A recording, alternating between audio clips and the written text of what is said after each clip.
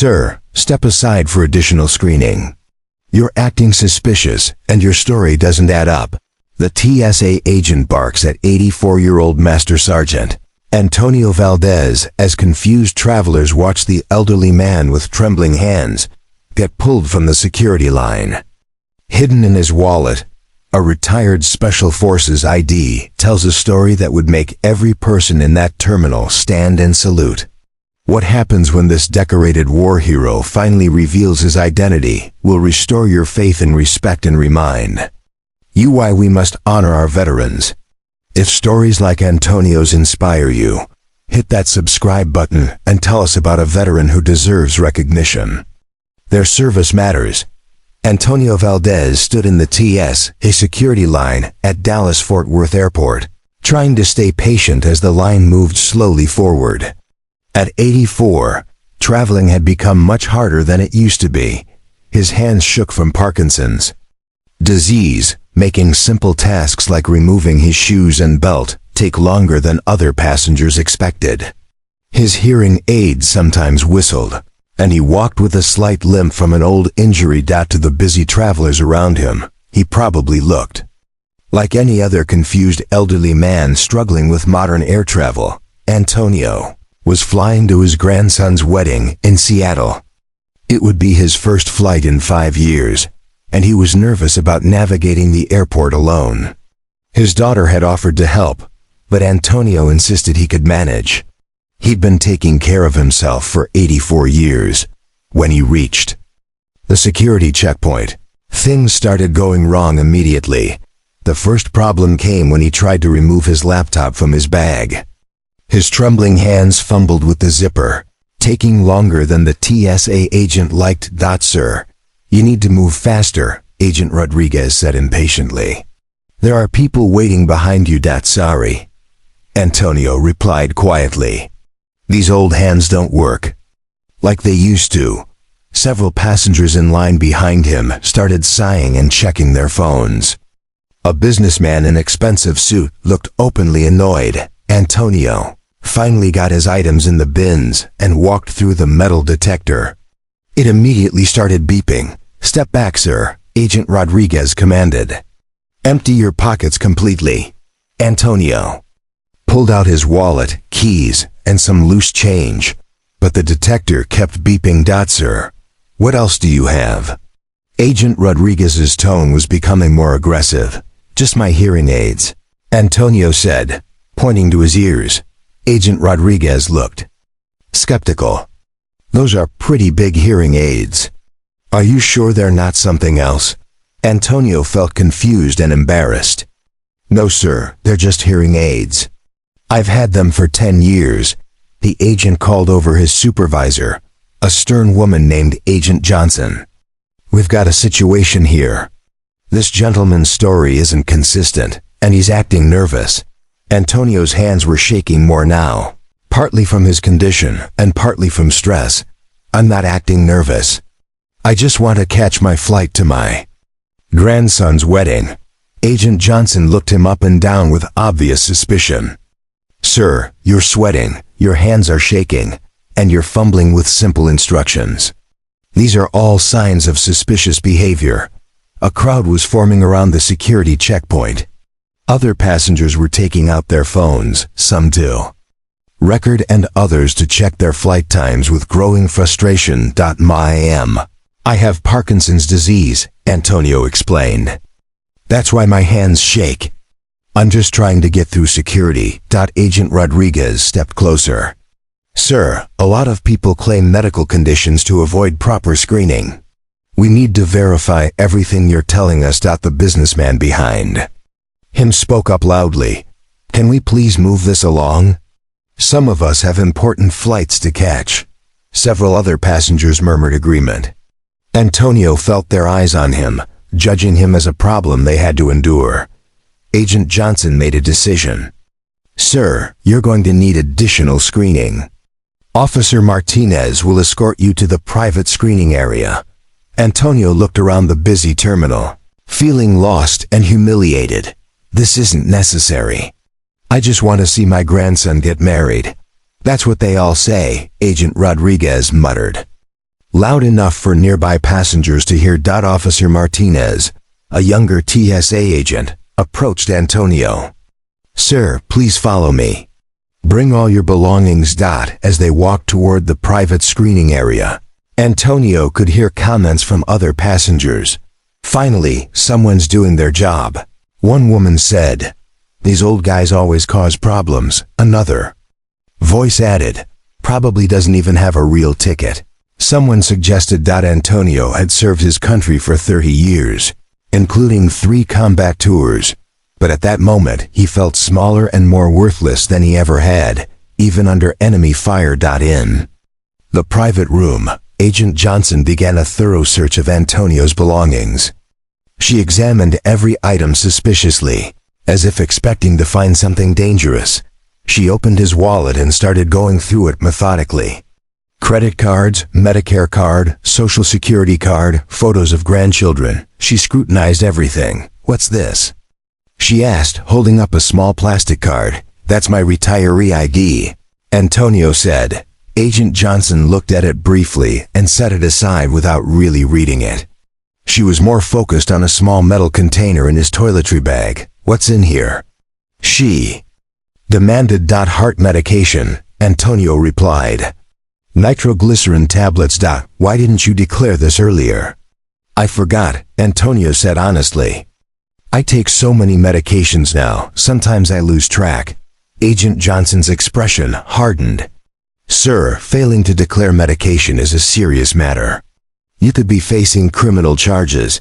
Antonio felt panic rising in his chest. Criminal charges? For heart pills? Meanwhile, Officer Martinez had been examining the ID card that Agent Johnson had set aside. His expression suddenly changed as he read it more carefully. "Agent Johnson," he said quietly, "you need to look at this ID again." "I already checked it," she replied dismissively.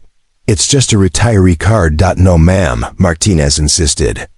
"Look at what it says." Agent Johnson picked up the card again and read it properly for the first time. Her face went pale as she saw the words printed on it. United States Army, retired Master Sergeant Antonio Valdez, Special Forces to 30 years. Service Vietnam, Panama, Gulf War.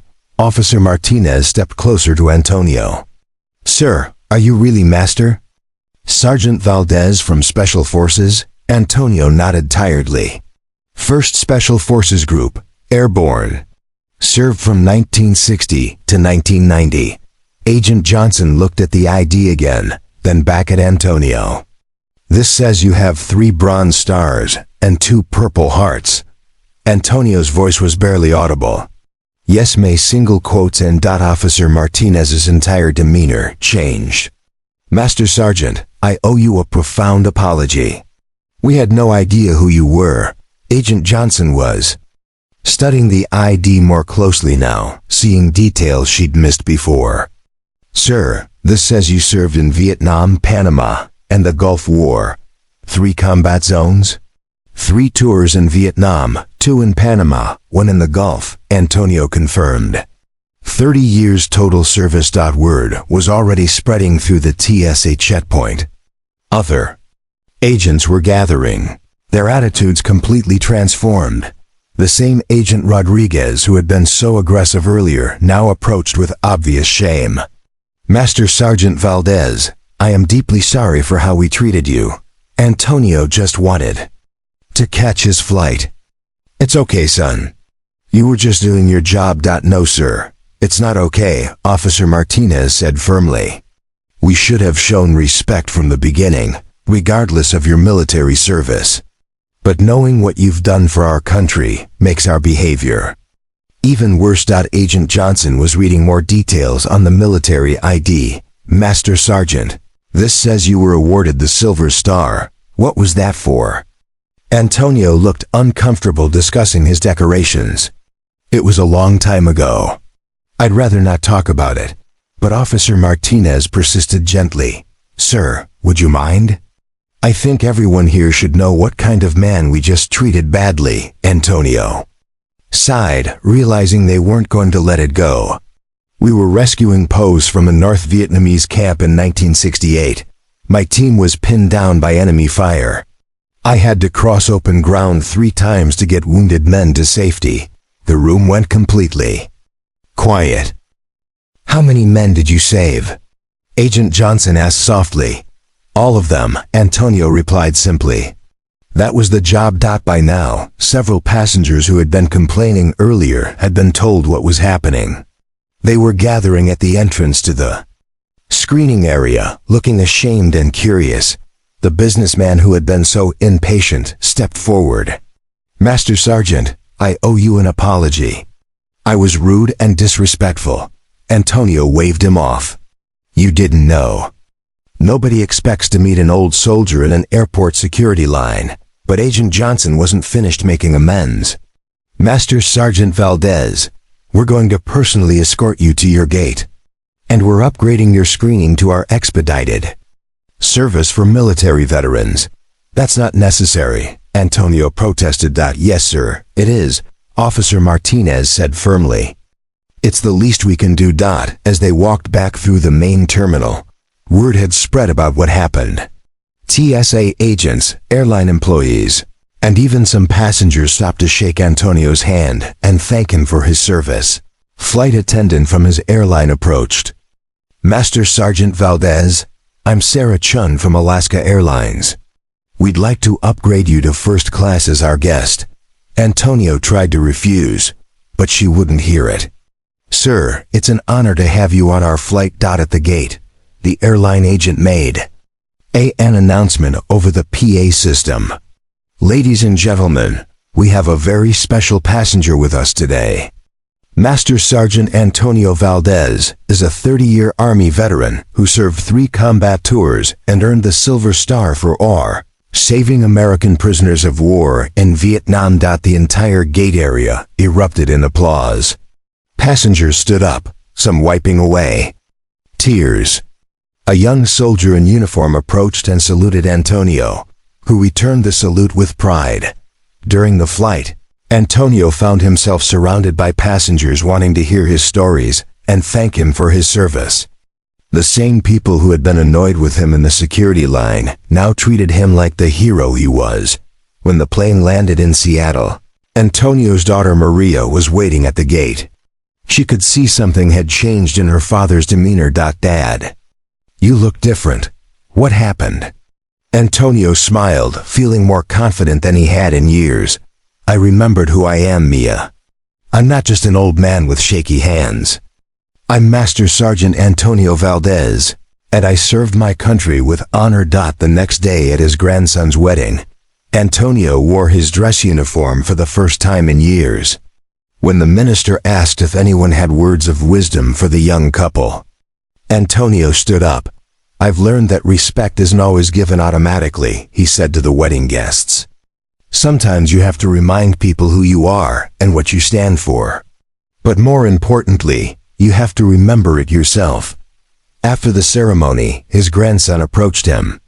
Grandpa, I had no idea about all the things you did in the military. Why didn't you ever tell us? Antonio put his arm around the young man. Because I didn't want my past to define me. But this week, I learned that forgetting your past can make you forget your worth too. A month later, Antonio received a letter from TSA headquarters. They were implementing new training for all agents about treating elderly and disabled passengers with dignity and respect.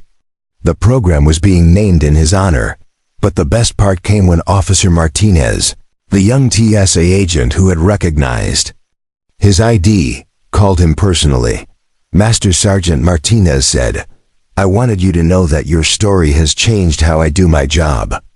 I look at every passenger differently now, wondering what story they might have that I can't see. Antonio smiled as he hung up the phone.